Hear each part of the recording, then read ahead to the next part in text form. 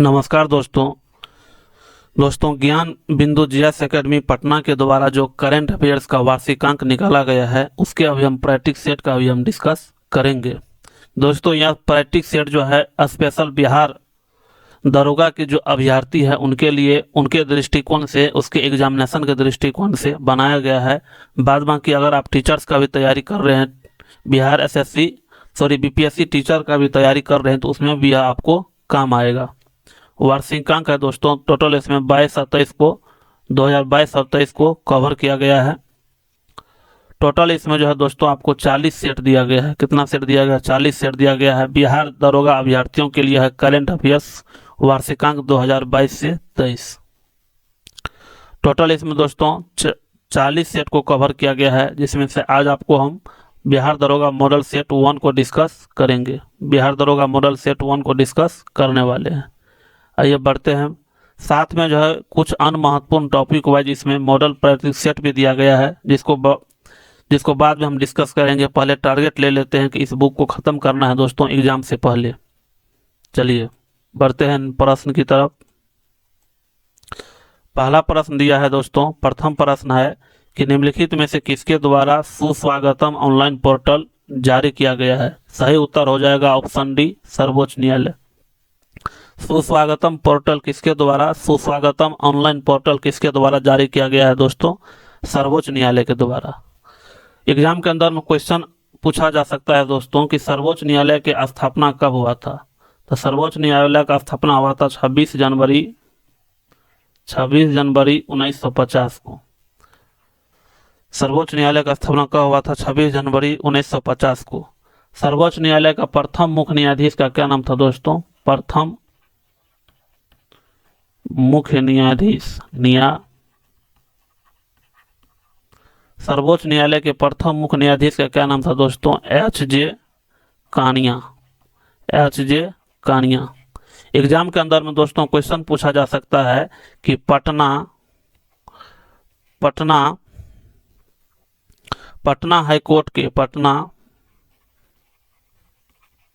High court के मुख्य न्यायाधीश कौन है? पटना हाई कोर्ट के मुख्य न्यायाधीश कौन है? तो सही उत्तर हो जाएगा दोस्तों के विनोद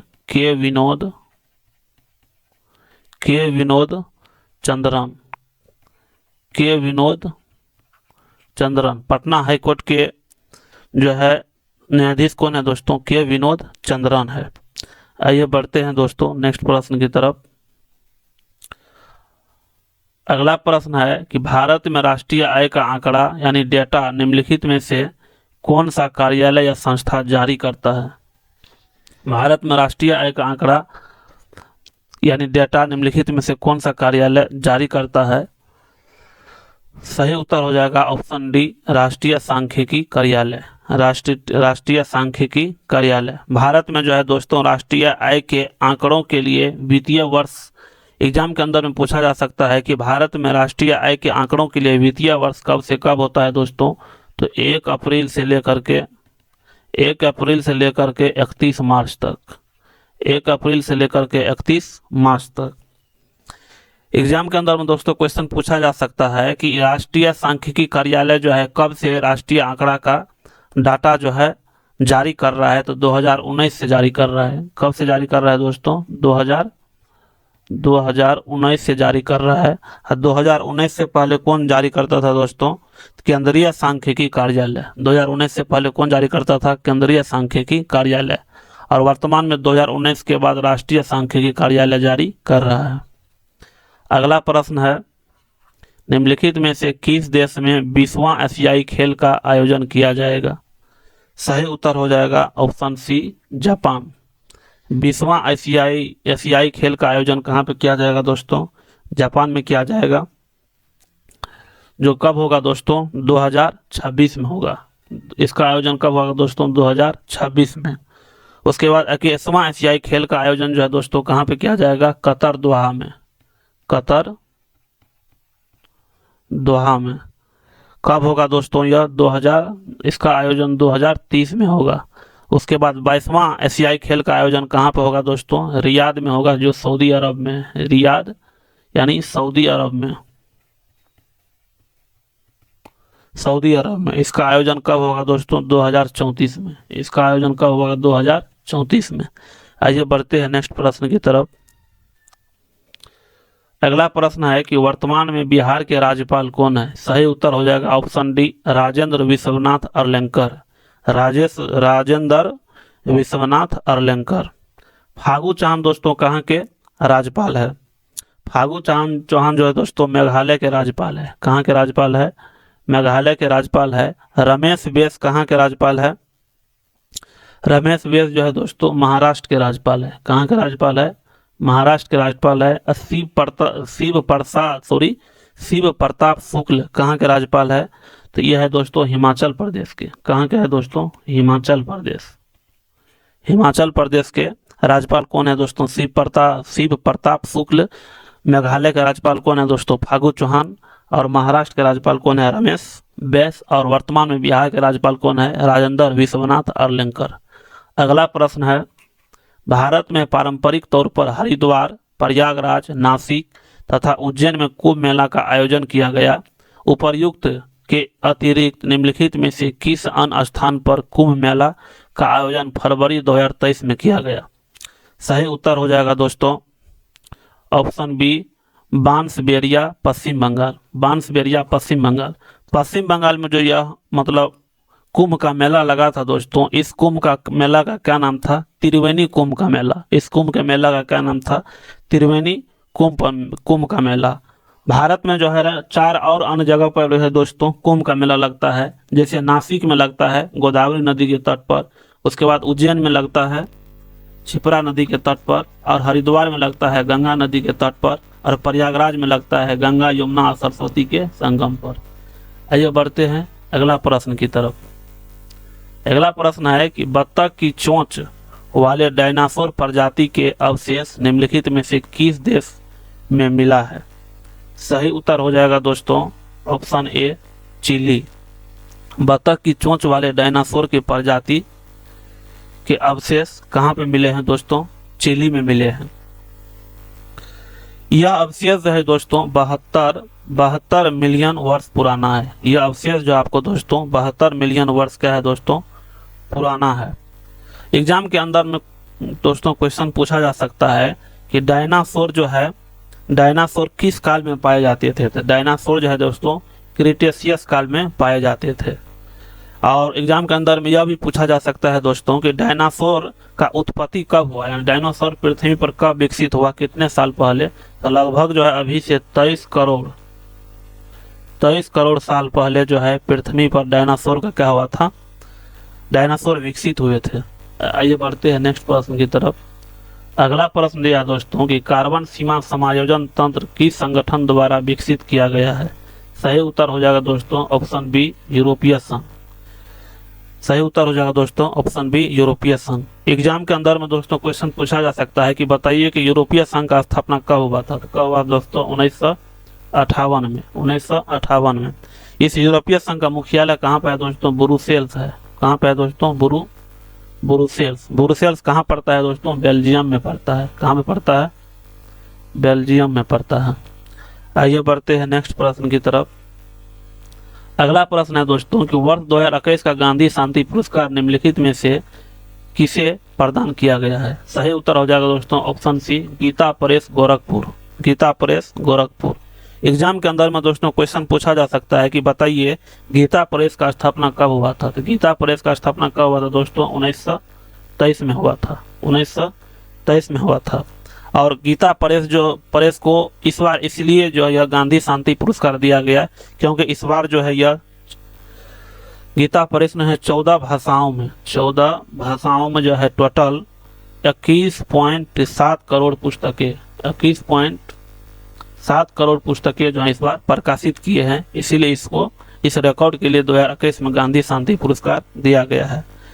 एग्जाम के अंदर में दोस्तों क्वेश्चन पूछा जा सकता है कि यह जो गांधी शांति पुरस्कार है यह कब से दिया जा रहा है? तो सही उत्तर हो जाएगा दोस्तों 1995 से दिया जा रहा है। 1995 से इसका 1995 में इसका दोस्तों स्थापना हुआ। और किसके जन्मदिन पर तो गांधी के 125वीं वर्षगांठ के अवसर पर है दोस्तों, जयंती पर इस गांधी शांति पुरस्कार का स्थापना किया जाता है 1995। आइए बढ़ते हैं नेक्स्ट प्रश्न की तरफ। अगला प्रश्न दिया है कि निम्नलिखित में से किसे भारतीय ओलंपिक संघ की एथलीट कमेटी का अध्यक्ष नियुक्त किया गया है।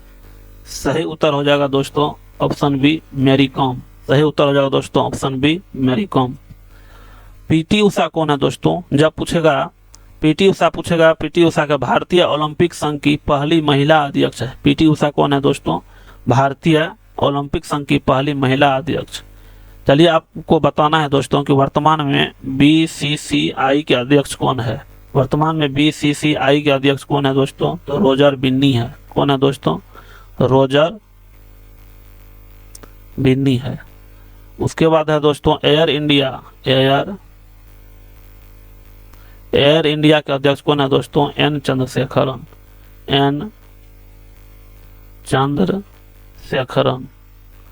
एयर इंडिया के मतलब वर्तमान अध्यक्ष कौन है, एन चंद्रशेखरन। आइए बढ़ते हैं नेक्स्ट प्रश्न की तरफ। अगला प्रश्न दिया है दोस्तों,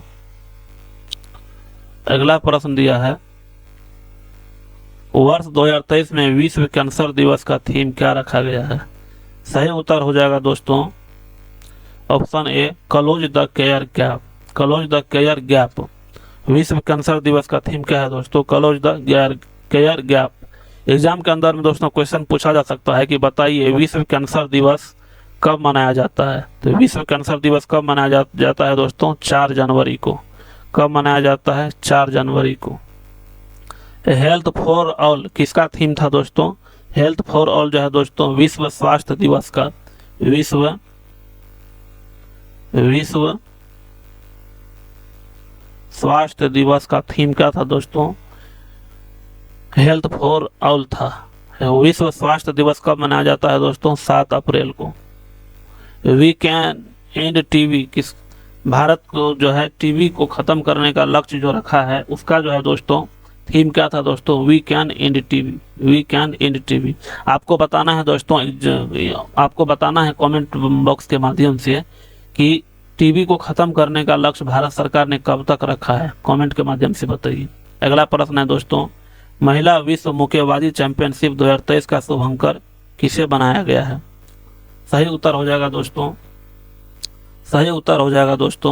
वीरा को। सही उत्तर हो जाएगा दोस्तों वीरा को। यह जो दोस्तों महिला विश्व मुक्केबाजी चैंपियनशिप का आयोजन कहाँ पे हुआ था दोस्तों, नई दिल्ली में। कहाँ पे हुआ था, नई दिल्ली में हुआ था।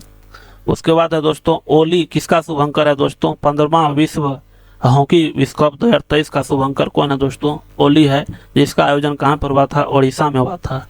तजनु किसका शुभंकर है, तजनु का मतलब क्या होता है दोस्तों, तजनु जो है एक पेंगुइन का नाम है, पेंगुइन यानी पक्षी का नाम है। तजनु किसका शुभंकर है, फीफा महिला विश्व कप 2023 का, जो ऑस्ट्रेलिया और न्यूजीलैंड में जिसका आयोजन हुआ। और ईभा किसका शुभंकर है दोस्तों, तो ईभा है आपको अंडर 17 महिला कप 2022 का, जिसका आयोजन कहाँ पे हुआ था दोस्तों, भारत में। इसका आयोजन कहाँ पे हुआ था, भारत में। या ईभा कौन चीज है दोस्तों, एशियाई शेरनी का नाम है ईभा। आइए बढ़ते हैं नेक्स्ट प्रश्न की तरफ।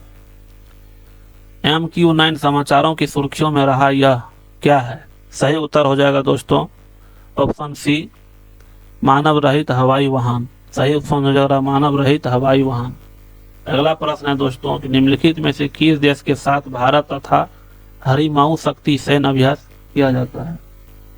सही उत्तर हो जाएगा दोस्तों ऑप्शन डी, मलेशिया के साथ। सही उत्तर हो जाएगा ऑप्शन डी, मलेशिया के साथ। भारत और ऑस्ट्रेलिया के बीच कौन सा सैन्य अभ्यास चलता है दोस्तों, ऑस्ट्रे हिंद जो नौसेना अभ्यास है दोस्तों। और भारत और इंडोनेशिया के बीच कौन चलता है दोस्तों, गरुड़ शक्ति जो थल सेना है। और भारत और सिंगापुर के बीच 202 जो है अभ्यास चलता है, एक सिम्बियक्स चलता है, दूसरा अग्नि वॉरियर चलता है। आइए बढ़ते हैं नेक्स्ट प्रश्न की तरफ। अगला प्रश्न है कि वर्ष 2026 का ICC पुरुष T20 विश्व कप का आयोजन किन देशों में किया जाएगा। सही उत्तर हो जाएगा दोस्तों ऑप्शन डी, भारत और श्रीलंका में। और 2028 में कहाँ किया जाएगा दोस्तों, ऑस्ट्रेलिया और न्यूजीलैंड में। 2030 में कहाँ पे किया जाएगा दोस्तों? इंग्लैंड, आयरलैंड और स्कॉटलैंड में। इंग्लैंड, आयरलैंड और स्कॉटलैंड में। आइए बढ़ते हैं, अगला प्रश्न है दोस्तों कि निम्नलिखित में से किसके द्वारा परीक्षा संगम पोर्टल जारी किया गया है? सही उत्तर हो जाएगा दोस्तों ऑप्शन सी, सीबीएसई के द्वारा। सही उत्तर हो जाएगा ऑप्शन सी, सीबीएसई के द्वारा। एग्जाम के अंदर में दोस्तों क्वेश्चन पूछा जा सकता है कि वैदिक हेरिटेज पोर्टल किसके द्वारा जारी किया गया है? सही उत्तर हो जाएगा दोस्तों इसका केंद्रीय गृह मंत्री के द्वारा। उसके बाद CAPF ई आवास पोर्टल किसके द्वारा जारी किया गया है? यह भी दोस्तों गृह मंत्रालय के द्वारा जारी किया गया है। अमर सरकार, एग्जाम के अंदर में दोस्तों पूछेगा कि अमर सरकार पोर्टल जो है किसके द्वारा जारी किया गया दोस्तों? त्रिपुरा सरकार के द्वारा। त्रिपुरा सरकार के द्वारा है दोस्तों अमर सरकार पोर्टल जारी किया गया है। अगला प्रश्न है दोस्तों कि केरल राज्य का नाम बदलकर निम्नलिखित में से क्या करने को प्रस्तावित किया गया है? सही उत्तर हो जाएगा दोस्तों ऑप्शन बी, केरलम। केरल राज्य का नाम बदल करके केरलम रखने का प्रस्तावित किया गया है। उसके बाद बहुत सारा जगह का नाम जो है दोस्तों बदल गया है। जैसे केरल का पूछेगा दोस्तों, केरल का पुराना नाम क्या था दोस्तों? चेरलम था। केरल का पुराना नाम क्या था? चेरलम। केरल का पुराना नाम क्या था? चेरलम। जैसे वर्तमान में जो है दोस्तों नेहरू मेमोरियल संग्रहालय एवं पुस्तकालय का नाम बदल करके प्रधानमंत्री संग्रहालय एवं पुस्तकालय कर दिया गया है। इतवारी रेलवे स्टेशन का नाम बदल करके सुभाष चंद्र बोस रेलवे स्टेशन कर दिया गया है। उसके बाद अहमदनगर जिला का नाम बदल करके दोस्तों अहिल्याबाई होलकर नगर कर दिया गया है। आइए बढ़ते हैं नेक्स्ट प्रश्न की तरफ। अगला प्रश्न है दोस्तों कि श्रीनगर के डल झील में देश का पहला तैरता हुआ हवाई स्पेस स्टोर किसने लॉन्च किया है? सही उत्तर हो जाएगा दोस्तों ऑप्शन सी, अमेजॉन ने। अंतिम प्रश्न है कि उच्च शिक्षण संस्थानों की इंडिया रैंकिंग 2023 में किस IIT ने वास्तुकला श्रेणी में प्रथम स्थान हासिल किया है? सही उत्तर हो जाएगा दोस्तों ऑप्शन डी, IIT रुड़की। सही ऑप्शन हो जाएगा ऑप्शन डी, IIT रुड़की। तो इस प्रकार से यह डिस्कशन दोस्तों खत्म होता है। यह डिस्कशन आपको कैसा लगा आप अपना फीडबैक जरूर दीजिएगा। मिलते हैं नेक्स्ट वीडियो में, तब तक के लिए जय हिंद।